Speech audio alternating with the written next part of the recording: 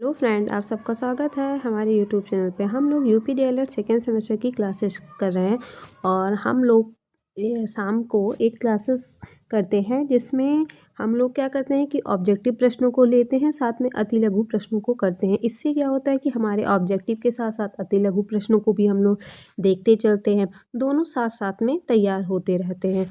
और अगर आप ऐसा नहीं कर रहे हैं, तैयारी नहीं कर रहे हैं, तो आप लोग अपनी तैयारी कंटिन्यूस कर दीजिए, क्योंकि अब ऐसा नहीं है कि बहुत लेट होगा आप लोग के एग्ज़ाम में। फ़ैब में आप लोगों का एग्ज़ाम होने की संभावना है। अगर फ़ैब फर्स्ट वीक में आप लोगों का एग्ज़ाम हो गया तो हो गया, नहीं तो फिर मार्च में जाएगी। हम कह रहे हैं अगर जनवरी में नहीं हुआ, फ़ैब में नहीं हुआ, तो मार्च में तो होना ही है ना। मार्च में आप सभी का एग्ज़ाम होगा। अगर मार्च में एग्ज़ाम होगा और आप लोग अपनी तैयारी नहीं स्टार्ट किए हैं, तो आप एग्ज़ाम में क्या ही कर देंगे। 10 दिन वाले, बहुत से बच्चों से मैंने सुना है कि अरे हम तो एग्ज़ाम के 10 दिन पहले पढ़ के पास हो जाएंगे। हाँ, बेशक आप पास हो जाएंगे, बट पास वही लोग होते हैं 10 दिन में पढ़ के जो पहले से कुछ पढ़ के रखे रहते हैं, तैयारी रहती है। ऐसा नहीं कि आप एकदम फ्रेश हैं, आपने कुछ भी नहीं पढ़ा है, 10 दिन पहले बुक उठा रहे हैं और निकल जा रहा है। हाँ, 10 दिन में निकल जाएगा, लेकिन आप वो मेहनत ज़्यादा करनी पड़ेगी। तो आप लास्ट टाइम में बहुत ज़्यादा मेहनत करें, उससे अच्छा है कि आप अभी से ही 1 घंटे अपने सिलेबस को दीजिए, पढ़िए, और आप बहुत ही अच्छा और वो भी आराम से चीज़ें समझ के और कर सकते हैं। मॉर्निंग में हम लोग की मैथ की क्लास आई थी। आई होप कि आप सबको मैथ की वीडियो अच्छी लगी हो, क्योंकि सर बहुत ही अच्छा मैथ पढ़ाते हैं और समझाते भी हैं। हम लोग स्टार्ट करते हैं अपने फर्स्ट क्वेश्चन से। साथ ही अगर आप हमारे चैनल पे नए हैं तो प्लीज़ वीडियो को लाइक ज़रूर करा करिए। आप लोग क्या करते हैं कि आते हैं, वीडियो देखते भी हैं और वीडियो देख के चले जाते हैं, तो ऐसा मत करिए। आप आइए, अगर वीडियो देखें और अगर चीज़ें समझ आ रही हैं तो आपको लाइक करना चाहिए। आपके लाइक करने से आपका कुछ भी नहीं जाएगा। क्या है, सिर्फ थंब तो दबाना है ना, बस। उसमें आपका कुछ नहीं जाएगा, बट सामने वाले को हाँ ये अच्छा लगेगा कि हाँ मैंने कुछ पढ़ाया, लोगों को समझ आया, तभी तो उन लोगों ने लाइक किया। तो ज़रूर, अगर आपको चीज़ें समझ आ रही हैं तो लाइक ज़रूर किया करिए और सब्सक्राइब कर लीजिए चैनल को। अगर अभी तक आपने चैनल को सब्सक्राइब नहीं किया हो तो ज़रूर कर लीजिए चैनल को सब्सक्राइब। बेल आइकन भी दबा लीजिए, जिससे आपको क्लासेस की नोटिफिकेशन मिल जाया करे टाइम से। हम लोग की 7:30 बजे क्लास क्या होती है, लाइव रहती है, प्रीमियर रहती है, तो आप उस क्लास को कंटिन्यू ज़रूर देखिए। इससे क्या होगा कि आपकी कुछ चीज़ें तो तैयार होती ही रहेंगी। मैं बार बार कह रही हूँ आप सभी से कि आप PYQ अच्छे से कर लें। राजन सीरीज और पवन सीरीज को अगर आपने अच्छे से कर लिया, 90+ % आपका बनेगा, गारंटी है। और आपको टेंशन नहीं रहेगा कि आपका बैक लगेगा। इस टेंशन से आप फ्री रहना चाहते हैं तो तैयारी करते रहिए। फर्स्ट क्वेश्चन है कि 42वां संविधान संशोधन किया गया था, तो कब किया गया था? ये 1976 में किया गया था। नेक्स्ट क्वेश्चन क्या है कि न्याय पंचायत का कार्यकाल कितने वर्ष का होता है? ये 5 वर्ष का है। बहुत से बच्चे सोच रहे होंगे कि मैम आप तो ये करा चुकी हैं, फिर क्यों करा रही हैं? हाँ, मैं इसलिए करा रही हूँ कि खुद से तो आप एक चीज़ पढ़ के दोबारा तो पढ़ेंगे नहीं, और मैं उसको दोबारा तिबारा इसलिए करा रही हूँ कि चीज़ें आपके माइंड में बिना रटे सेट हो जाए, आपको सोचना ना पड़े। इसलिए मैं इन चीज़ों को करा रही हूँ और मेरा फोकस ज़्यादातर प्रीवियस ईयर प्रश्न पत्र पे ही है, क्योंकि प्रीवियस ईयर प्रश्न पत्र से क्वेश्चन आते ज़रूर हैं और ये सारे सन 2023 के प्रश्न पत्र हैं, मतलब क्वेश्चन है। वर्तमान वर्तमान में भारत के CAG कौन है? तो गिरीश चंद्र मुर्मू हैं, आप सभी को पता ही होगा। नेक्स्ट, भारत के राष्ट्रपति की स्थिति ब्रिटेन सम्राट से मिलती जुलती है, किसने कहा था? तो ये आपको किसने कहा था? BR अम्बेडकर जी ने कहा था। समानता सामान समानतावाद का पतन किस सदी में हुआ था? समानतावाद का जो पतन है किस सदी में अगर बात करें तो ये 13वीं सदी में हुआ था। सबसे अच्छा लोहा माना जाता है, सबसे अच्छा लोहा किसे माना जाता है? मैग्नेटाइट को। आप इसको याद कर लीजिए, बहुत इम्पॉर्टेंट है। अकबर के 9 रत्न में कौन नहीं शामिल है? बात करें अकबर के 9 रत्न में कौन नहीं शामिल है, तो रैदास नहीं शामिल है। नेक्स्ट, अलाउद्दीन खिलजी ने किसकी हत्या कर सत्ता प्राप्त की थी? अलाउद्दीन खिलजी ने किसकी हत्या कर सत्ता प्राप्त की? तो इन्होंने जलाउद्दीन खिलजी की हत्या कर सत्ता प्राप्त की। जौहर प्रथा का प्रचलन, जौहर प्रथा का जो प्रचलन था वो राजपूत काल में था। कब था? राजपूत काल से था। जौहर प्रथा का प्रचलन राजपूत काल से था। मुद्रा का नियमन कौन करता है? मुद्रा का नियमन कौन करता है? आरबीआई करता है। जो बच्चे ये क्लासेस हमारी एक बार देख चुके हैं तो वो बच्चे एक बार कमेंट में आंसर इसका ज़रूर बताया करें मेरे बताने से पहले। इससे क्या होगा कि आपको साथ साथ तैयारी होती रहेंगी, चीज़ें आपको समझ आती रहेंगी कि हाँ मैंने ये पढ़ा था, इसका आंसर ये हो सकता है। ऐसा नहीं कि मैं ये क्वेश्चन आपको पहली बार करा रही हूँ, मैं आपको ये क्वेश्चन रिपीट करा रही हूँ। रिपीट भी इसलिए करा रही हूँ जिससे आपका रिवीजन होता रहे। सिवनी का मुख्यालय है। मैं थोड़ा समय दूंगी, स्टे करके मैं आंसर बताऊंगी। अब सिवनी का मुख्यालय है, आप लोग बताइए कमेंट में। लखनऊ है, कानपुर, इलाहाबाद या जौनपुर? जल्द बताइए। तो इसका क्या होगा? सिवनी का मुख्यालय कहाँ है? लखनऊ है। नेक्स्ट क्वेश्चन हम लोग देखते हैं। अजंता। अजंता में गुफाओं की संख्या है कितनी है? आप लोग कमेंट में बताइए इसका आंसर। इससे क्या होगा कि आपकी तैयारी ज़्यादा होगी। अगर आप कोई चीज़ लिख कर बता रहे हैं तो ये आपके दिमाग में ज़्यादा सेट होगा। अजंता में गुफाओं की संख्या है 42 है, 20 है, 25 है या 30 है? कितनी है अजंता में गुफाओं की संख्या? अजंता में गुफाओं की संख्या कितनी है? तो 30 है। कितनी है? 30 है। नेक्स्ट क्वेश्चन हम लोग देखते हैं। और साथ में अगर आप हमारे चैनल पे नए हैं तो प्लीज़ चैनल को सब्सक्राइब कर लीजिए। यहाँ पे डीएलएड सेकेंड सेमेस्टर की सारी क्लासेस चलती है और जो इन्फॉर्मेशन है जो ज़रूरी है आप सभी के लिए वो यहाँ पे बताई जाती है। फालतू की बातें नहीं की जाती है जिससे डिस्टर्ब हों आप सभी। और रही बात, बहुत से लोग सोच रहे हैं कि एग्ज़ाम कब होगा कब होगा, तो आप ये लोग मान के चलिए। इसी हिसाब से आप अपनी तैयारी करिए कि जनवरी में तो हो नहीं सकता है क्योंकि काउंसलिंग की डेट आ गई है। तो जनवरी में होगा नहीं, फेब फर्स्ट से सेकेंड वीक में हो गया तो हो गया, नहीं तो आप सभी जानते हैं कि बीच में बोर्ड एग्ज़ाम होना है और बोर्ड एग्ज़ाम के बाद ही आप लोगों का पेपर होगा। सबसे पहले भारत आने वाले चीनी यात्री कौन थे? बहुत ही इम्पॉर्टेंट क्वेश्चन है।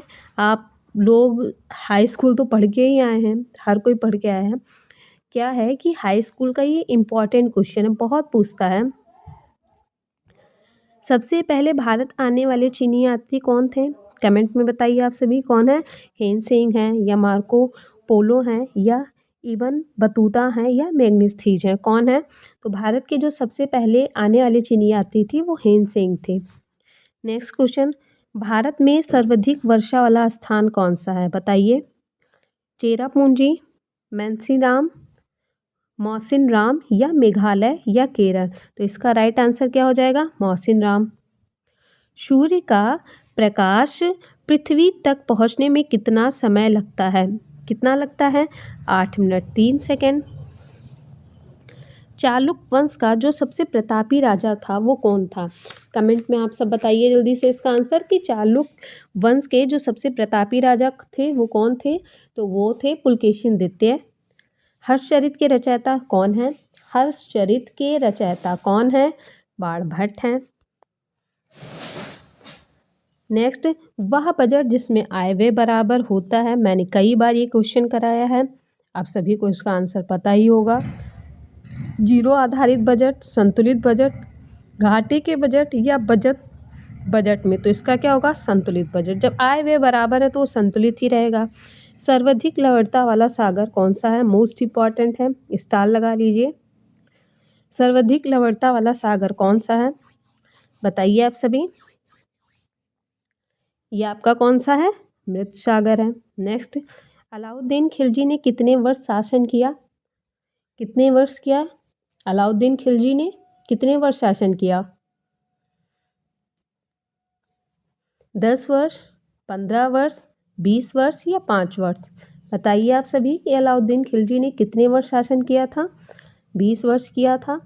आप लोग अपनी तैयारी ऐसे करिए कि आपको टेट जवाब दें तो कुछ चीज़ें आपको कम पढ़नी पड़े, क्योंकि ये सारे क्वेश्चन हैं जो आपके टेट एग्ज़ाम में पूछता है। आप बस इसको एज ए बीटीसी मत ध्यान रख के पढ़िए कि हाँ मैं बीटीसी किसी तरह पास हो जाऊँ।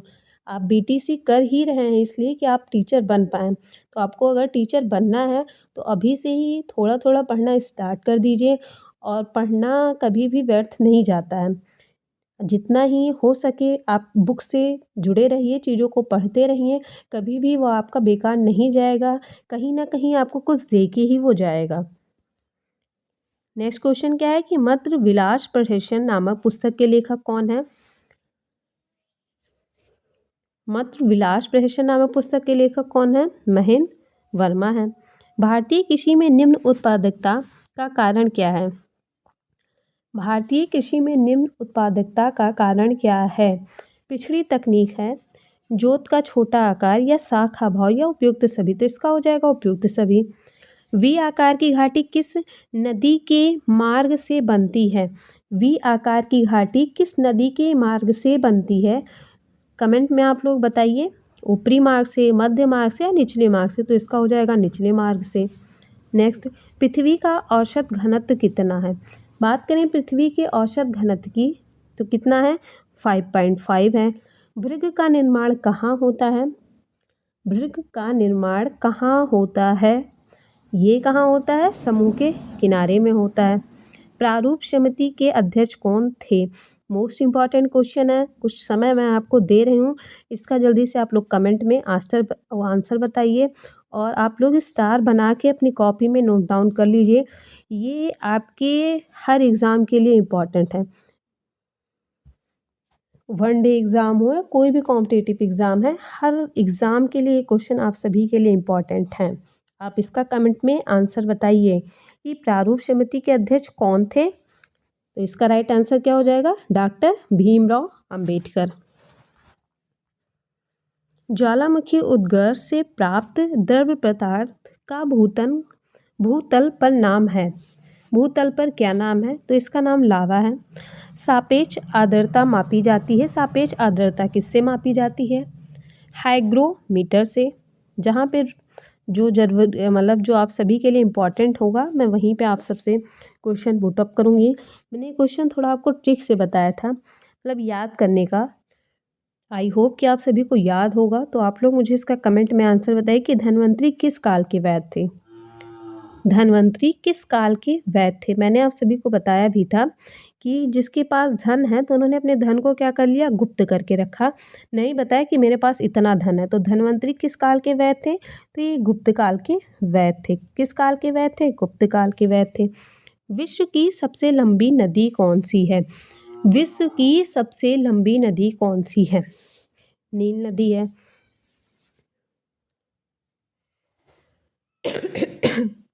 सॉरी। आई होप कि आपको जो मैंने आज क्वेश्चन कराया ऑब्जेक्टिव का समझ में आया होगा, क्योंकि मैंने इसको 2 बार करा दिया, आज मैं तीसरी बार करा रही हूँ और एग्ज़ाम तक मैक्स से मैक्स मैं 10 बार इन सब चीज़ों को कराऊँगी, जिससे आपका अच्छे से अच्छा रिवीजन हो सके, चीज़ें आपको समझ आएँ और आपको चीज़ें याद करने की ज़रूरत ना पड़े। अब हम लोग अति लघु प्रश्नों को देखेंगे और अगर चीज़ें आपको पसंद आ रही हैं तो प्लीज़ वीडियो को लाइक ज़रूर करें और अगर अभी तक आपने चैनल को सब्सक्राइब नहीं किया है तो सब्सक्राइब भी कर लीजिए, बेल आइकन दबा लीजिए, जिससे आपको क्लासेस की नोटिफिकेशन मिल जाया करें। हम लोग अति लघु प्रश्नों को देखते हैं। क्या है कि गुलाम वंश की स्थापना किसने की थी? गुलाम वंश की स्थापना किसने की थी? ये इंपॉर्टेंट क्वेश्चन है और ये सारे सन 2023 के आए हुए प्रश्न पत्र हैं। चीज़ें अच्छे से पढ़िए, समझिए, थोड़ा स्टे करिए, तभी आपको चीज़ें समझ में आएंगी। ऐसा नहीं है कि आप एक बार वीडियो देख ले रहे हैं तो आपको आ जाएगी, नहीं। थ्योरिकल है, आप उसको जब चीज़ें रुकेंगे, समझेंगे, पढ़ेंगे 2 से 3 बार तभी आपको याद होंगी, नहीं तो नहीं याद होंगी। गुलाम वंश की स्थापना किसने की? तो कुतुबुद्दीन ऐबक ने की थी। गुप्त काल के किन्हीं 2 शासकों के नाम समुद्रगुप्त और कौन है? चंद्रगुप्त विक्रमादित्य हैं। चट्टानें कितने प्रकार की होती हैं? इंपॉर्टेंट क्वेश्चन है, कई बार पूछा है। आप इसको अपने किसी कॉपी में लिख लीजिए स्टार बना के।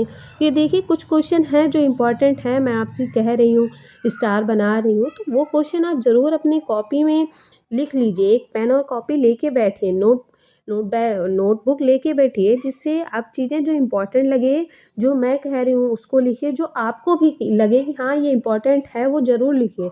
इससे क्या होता है कि एग्ज़ाम टाइम तक हम लोग के पास एक शॉर्ट नोट्स तैयार हो जाता है, जिससे आपको रिवीजन करने में आसानी हो जाती है और उसमें वो क्वेश्चन रहते हैं सिलेक्टेड जो हाँ इम्पॉर्टेंट होते भी हैं। पता नहीं आप जो शॉर्ट्स नोट बना रहे हैं, जो इम्पॉर्टेंट लग रहे हैं, हूबहू वही आपके एग्ज़ाम में आ जाए, तो सोचिए आप लोगों के लिए कितना अच्छा रहेगा। तो कुछ चीज़ें करते रहिए, लिखते रहिए। लिखने से चीज़ें ज़्यादा अच्छे से याद होती है। चट्टानें कितनी प्रकार की होती हैं? 3 प्रकार के, आग्नेय, औषधि और क्या होता है? कयांत्रित होता है। क्या होता है? कयांत्रित होता है। पृथ्वी की आकृति कैसी होती है? पृथ्वी की आकृति कैसी होती है? देखिए, जो पृथ्वी की आकृति होती है वह गोल है। घुमाव के कारण पृथ्वी भौगोलिक अक्ष में चपटी तथा भूमध्य रेखा के पास उभरी होती है। बेसाल्ट किस चट्टान का उदाहरण है? बेसाल्ट चट्टान एक प्रकार का बहिर्भेदी आग्नेय चट्टान का उदाहरण है। देखिए, मूल कर्तव्यों की संख्या कितनी है? मूल कर्तव्यों की संख्या 11 है। मूल रूप से मौलिक कर्तव्यों की संख्या 10 थी। बाद में 86वें संविधान संशोधन अधिनियम सन 2002 के द्वारा एक और कर्तव्य को संविधान में जोड़ा गया है। नेक्स्ट क्या है कि चालुक वंश का स्थापक कौन था? चालुक वंश का जो स्थापक है वो पुलकेशिन फर्स्ट था। उसने अपनी राजधानी जो है बदामी व तापी में स्थापित की थी। नेक्स्ट क्वेश्चन क्या है? दुग्ध क्रांति के जनक डॉक्टर वर्गीज कुरियन है। नेक्स्ट, सूर्य ग्रहण क्या है? सूर्य ग्रहण एक प्रकार का ग्रहण है जब पृथ्वी और सूर्य के मध्य से होकर गुजरता है तथा पृथ्वी से देखने पर सूर्य पूर्ण या आंशिक रूप से चंद्रमा द्वारा आच्छादित होता है, वही क्या होता है? सूर्य ग्रहण होता है। मौलिक अधिकारों से आप क्या समझते हैं? मौलिक अधिकार क्या होते हैं? मौलिक अधिकार उन अधिकारों को कहा जाता है जो व्यक्ति अपने जीवन के लिए मौलिक होने के कारण संविधान द्वारा नागरिकों को प्रदान किए जाते हैं। नेक्स्ट क्वेश्चन क्या है? मृदा अपरदन से आप क्या समझते हैं? बहते हुए जल, हवा तथा जीव जंतुओं मानवीय क्रियाओं द्वारा भूपटल की ऊपरी उपजाऊ मिट्टी की परत के कटने और अनयन रूपांतरित हो जाने को क्या कहते हैं? मृदा अपरदन कहते हैं। नेक्स्ट, अर्थशास्त्र किसकी रचना है? इंपॉर्टेंट क्वेश्चन है। अर्थशास्त्र कौटिल्य या चाणक्य द्वारा रचित संस्कृत का ग्रंथ है जिसमें राजव्यवस्था, कृषि, न्याय एवं राजनीति के विभिन्न पक्षों का विवरण है। भारत किस गोलार्ध में स्थित है? तो भारत उत्तरी पूर्वी गोलार्ध में स्थित है। नेक्स्ट क्वेश्चन क्या है कि भारत चीन का युद्ध कब हुआ? भारत और चीन का युद्ध सन 1962 में हुआ था। जलवायु का अर्थ स्पष्ट कीजिए। जलवायु का जो अभिप्राय है किसी बड़े क्षेत्र का औसत मौसम है जो कि लंबे अवधि तक बना रहता है। इसमें तापमान, वर्षा तथा धूप आदि की जानकारी सम्मिलित होती है। ज्वालामुखी कितने प्रकार की होती है? ज्वालामुखी कितने प्रकार की होती है क्वेश्चन पूछता है। और एक क्वेश्चन क्या पूछता है कि चट्टानें कितने प्रकार की होती है? तो चट्टानें आपकी 3 प्रकार की होती हैं और ज्वालामुखी भी आपकी 3 प्रकार की होती हैं। चट्टानें कौन कौन सी हैं? आग्नेय, अवसादी एवं कायांतरित चट्टानें होती हैं। इसमें क्या होता है? ज्वालामुखी में सक्रिय, प्रक्षुब्ध और सुषुप्त होता है। सूर्य ताप किसे कहते हैं? सूर्य से आने वाली उष्मा जो वातावरण द्वारा सोख ली जाती है सूर्य ताप कहलाता है। सूर्य से जो आने वाली उष्मा है जो वातावरण द्वारा सोख ली जाती है उसे क्या कहते हैं? सूर्य ताप कहते हैं। ज्वार भाटा किसे कहते हैं? ज्वार भाटा वह विशिष्ट क्रिया मानी जाती है जिसमें सूर्य चंद्रमा की गुरुत्वाकर्षण शक्ति के प्रभाव से प्रतिदिन नियमित रूप से समुद्र तल पर उठता है और नीचे गिरता है। ऊपर उठने को हम लोग क्या कहते हैं? ज्वार कहते हैं और नीचे गिरने को क्या कहते हैं? भाटा। ऊपर उठने को ज्वार तथा नीचे गिरने को भाटा कहते हैं। नेक्स्ट क्वेश्चन क्या है? भक्ति आंदोलन के उदय के प्रमुख कारण क्या थे? इसके उदय के 2 प्रमुख कारण, इस्लाम के आक्रमणों से सुरक्षा, हिंदू समाज और धर्म में सुधार की आवश्यकता। नेक्स्ट क्वेश्चन क्या है कि वायुमंडल क्या है? सभी स्थलीय एवं जलीय भाग को एक आवरण के रूप में घेरा हुआ भाग वायुमंडल कहलाता है। हम लोगों ने कुछ अति लघु प्रश्नों को देखा, बहुविकल्पी प्रश्नों को देखा। आई होप कि आप सभी को वीडियो पसंद आई हो। अगर वीडियो पसंद आ रही है तो प्लीज़ चैनल को सब्सक्राइब कर लीजिए, बेल आइकन दबा लीजिए, जिससे आप सभी को क्लास की नोटिफिकेशन मिल जाए। मिलती हूँ आप सभी से नेक्स्ट वीडियो में। धन्यवाद।